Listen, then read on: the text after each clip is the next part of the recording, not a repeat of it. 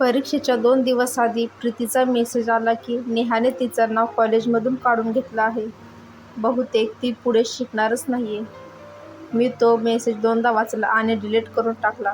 मनामध्ये एक आशा होती की नेहाशी संबंधित ही शेवटचीच गोष्ट. कदाचित ह्यापुढे नेहा किंवा तिच्याशी संबंधित कुठलीच गोष्ट आमच्या आयुष्यात येणार नाही. कदाचित. प्रीतीची परीक्षा संपण्याची तारीख मी दिवस मोजून मोजून जवळ आणत होतो. तिचं परीक्षेचे पूर्ण टाइम टेबल मला पाठ होते. कुठल्या दिवशी, किती वाजता, कोणता पेपर आहे सगळं. ह्या काळात मी प्रीतीला कधी फोन केला नाही की मेसेज. मग प्रत्यक्ष भेटण्याचा तर प्रश्नच नव्हता. साधं बेस्ट लक सुद्धा म्हणालो नव्हतो. माझ्या बेस्ट विशेस नेहमी तिच्यासोबत होत्या. असतील आणि हे प्रीतीला ही नक्कीच चांगले माहीत होते. मला तिच्या अभ्यासात कोणत्याही प्रकारे व्यत्यय आणायचा नव्हता. ह्या उलट मी सुद्धा माझ्या कामावर पूर्ण लक्ष केंद्रित केले. सकाळी लवकर ऑफिस गाठायचे, तर संध्याकाळी शक्य तितक्या उशिरापर्यंत थांबून कामं उरकायची. कसंही करून मला माझं रिलीज प्रीतीच्या परीक्षेच्या आधीच संपवायचं होतं. त्यानंतरचा वेळ फक्त मला आमच्या दोघांकरता हवा होता. मी कामाच्या बाबतीत फुल चार्ज झालो होतो आणि सगळ्यांनाही कामाला लावलं होतं. एक टीम लीड म्हणून मला कधीकधी हाताखालच्या लोकांची दया येत होती. विनाकारण त्यांना मी प्रेशराईज करत होतो, पण मला निदान त्या क्षणी तरी माझं प्रेम महत्त्वाचं वाटत होतं. खूप तरसलो होतो मी त्यासाठी. आणि आता जेव्हा मला हवं असलेलं प्रेम मिळणार होतं, तेव्हा त्यासाठी मी वाटेल ते करायला तयार होतो. प्रीतीच्या शेवटच्या पेपरच्या आदल्या दिवशी माझं project almost ready to launch होतं. रात्रीचे 12:30 वाजून गेले होते. टेस्ट टीमकडून फायनल साइन ऑफ मिळाला की माझी तयारी असलेली रिलीज मेल फक्त पाठवायचं काम बाकी होतं. मनात प्रीतीचा विचार आला. काय करत असेल प्रीती आता? मला आठवलं, प्रीतीचा शेवटचा पेपर अगदी सोप्पा आहे असं ती म्हणाली होती. आणि शिवाय तो फक्त 50 मार्काचाच होता. तिच्याशी फोनवर बोलायची इच्छा खूपच प्रबळ होत होती. प्रीती जागी असेल, अभ्यास करत असेल की झोपली असेल. इतक्या दिवसांच्या कठीण श्रमाने खूपच थकवा आला होता. तिचा गोड आवाज ऐकायची मनाची इच्छा डावलणं अवघड होत चाललं होतं. मग ठरवलं फोन करूयात. फक्त 3 रिंग्स, तेवढंच. तिनं फोन नाही उचलला तर बंद करायचा. मी तिचा नंबर डायल केला. एकदाच रिंग वाजली आणि लगेचच प्रीतीने फोन उचलला. हाय तरुण. महाप्रचंड गोड साखरेत मधात घोळलेला तिचा आवाज कानावर पडला आणि असं सुपर रिफ्रेश झाल्यासारखं वाटलं. मी डिस्टर्ब तर नाही ना केलं? शक्य तितक्या हळू आवाजात. शेजारच्या क्युबिकमधील कुणाला आवाज जाणार नाही असं मी प्रीतीला विचारलं. टेलिपॅथी. यू सी तरुण, मला पण तुलाच फोन करावासा वाटत होता. प्रीती पण अगदी फोनच्या जवळ जाऊन बोलत होती. बहुधा बाहेर आईबाबांना ऐकू जाऊ नये म्हणून. Mean this love thing is just awesome. असं मध्यरात्री चोरून चोरून बोलण्यातली मजा ज्याने प्रेम केलं तोच जाणे. प्रीतीच्या आवाजातला आनंद मला जाणवत होता. My release is just on the way. अजून अर्धा-पाऊण तास. खूप दमलो गेलो होतो म्हणून म्हटलं तुला फोन करावा. डोंट पुश टू हार्ड तरुण. तब्येतीची काळजी घे. I need you for rest of my life. Preeti हळू आवाजात म्हणाली. खरंच सांगतो मित्रांनो, सर्वांगावर रोमांच उभे राहिले. असं वाटलं जणू कानशील गरम झाली आहेत. जणू हृदयाच्या जागी एखादी धडधड येणारी एक्सप्रेस आहे. Dying to see tomorrow. Preeti, खूप काही महत्त्वाचं बोलायचं आहे तुझ्याशी. आवाजात तो नॉटीनेस आणत मी म्हणालो. I know, same here. Preeti म्हणाली. चल, डिस्टर्ब नाही करत तुला. मी ठेवतो phone. Alright Tarun. See you tomorrow. Good night. Good night. मला खरं तर फोन ठेवायची बिलकुल इच्छा नव्हती. मी प्रीतीने फोन ठेवायची वाट बघत फोन धरून होतो. काही काळ शांततेत गेला. प्रीतीच्या श्वासोच्छवासाचा आवाज मला ऐकू येत होता. तरुण. प्रीती म्हणाली. मी काही बोलायच्या आधीच फोन बंद झाला होता. टेस्ट टीमने नेहमीप्रमाणे नको त्या प्रोसेस फॉलो करत करत रिलीजला 2:30 वाजवले. मेल पाठवून 3:30ला घरी पोचलो. बेडवर आडवा झालो तेव्हा अर्धावट तंद्रीत होतो. अर्धवट जागा, अर्धवट झोपलेला.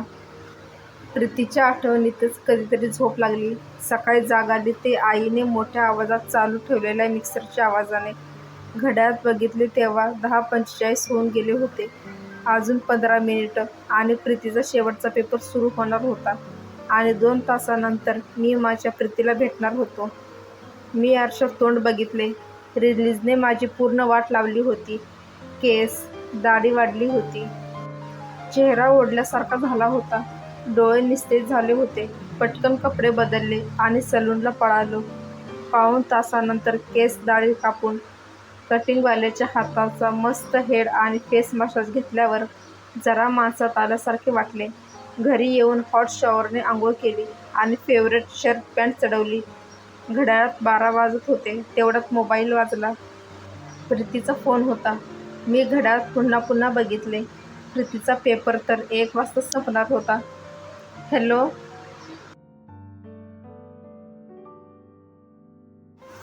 कॉलेज गेटपाशी ये 12:30 वाजता. 12:30 वाजता? पण तुझा पेपर तर 1ला संपणार आहे ना? आणि तू आहेस कुठे? मी रेस्टरूममध्ये आहे. I can't wait to meet you till 1 okay. आणि जेवढा पेपर लिहून झालाय तेवढा पुरेसा आहे मी पास व्हायला. See you at 12:30 and don't be late. पण प्रीती, पर्सेंटेज कमी येतील ना? With the percent I can't write more. You better be on time. मी काही बोलायच्या आधीच तिने फोन ठेवून दिला. That was insane. तिच्या आवाजात आनंद होता, एक्साइटमेंट होती, रोमांस होता. मी पटकन आवरले आणि बाईकवर टांग टाकून प्रीतीच्या कॉलेजच्या दिशेने निघालो. ट्रॅफिकमधून गाडी घुसवत, शक्य तेव्हा सिग्नल मोडत, मधून चालणारे पादचारी, वाकडे तिकडे चालणारे, रिक्षावाल्यांना शिव्या घालत कसाबसा वेळेवर पोचलो. गाडी मेन स्टँडवर लावत होतो तेव्हा कॅम्पसमधून प्रीती बाहेर येताना दिसली. माझ्या पूर्ण शरीरातून एक अतिशय विचित्र संवेदना धावत होती. जणू शरीराचा प्रत्येक स्नायू प्रीतीला मिठीत घ्यायला सुचला होता. जणू कित्येक वर्षांनंतर मी तिला भेटणार होतो. जणू ती माझ्या शरीराचा अविभाज्य भाग होती. मी प्रीतीला काही बोलणार एवढ्यात ती हळूच मागून म्हणाली, काहीही मूर्खासारखं करू नकोस. आमची एचओडी मागेच आहे. मी मागे बघितलं. 2 स्त्रिया गेट बाहेर येत होत्या. त्यांच्यातल्या एकीला मी लगेच ओळखलं. मला आणि नेहाला त्या दिवशी थांबून चौकशी करणाऱ्यांपैकी एक त्या होत्या. बहुतेक त्यांनीही मला ओळखलं होतं. पण तेव्हा मी नेहाबरोबर होतो आणि आता प्रीतीबरोबर, ह्याबद्दलच काहीसे कुतूहल, आश्चर्य आणि मग चालायचंच असे काहीसे भाव त्यांच्या चेहऱ्यावर उमटले आणि त्या दोघीही तेथे काही न बोलता निघून गेल्या. ह्यावेळेस मी कॉलेजच्या गेटच्या बाहेर उभा होतो. अर्थात त्यांना काही बोलण्याचा अधिकारही नव्हता. मी प्रीतीकडे बघितले. Take me away far from this cow will you. प्रीतीने भुवया उडवत विचारलं. ॲज यू विश मॅम, म्हणत मी बाईक चालू केली. मी आरशात बघितलं. प्रीती माझ्याकडेच बघत होती. फार वाईट सवय आहे तुला तरुण, सारखं आरशात बघण्याची. पुढे बघून चालव गाडी. प्रीती लटक्या रागाने म्हणाली. प्रीतीला पहिल्यांदा पाहिले तेव्हापासून आतापर्यंतच्या सर्व आठवणी एक एक करून मनामध्ये उतरत होत्या. कॉलेजमध्ये पहिल्यांदा पाहताच हीच ती, जिच्यासाठी जीव ओवाळून टाकायचा झालेला आविष्कार. 2 भेटींमध्येच नेहाला विसरून पूर्णपणे प्रीतीच्या प्रेमात पडल्याचं साक्षात्कार.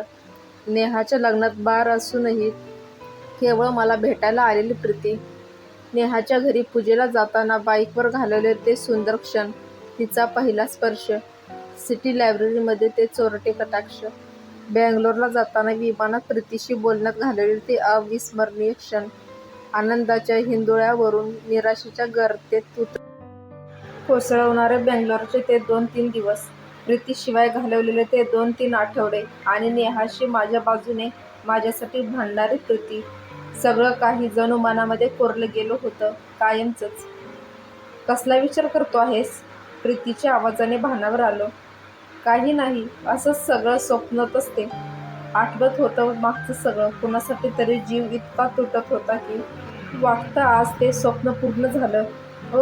हो का? कुणासाठी रे?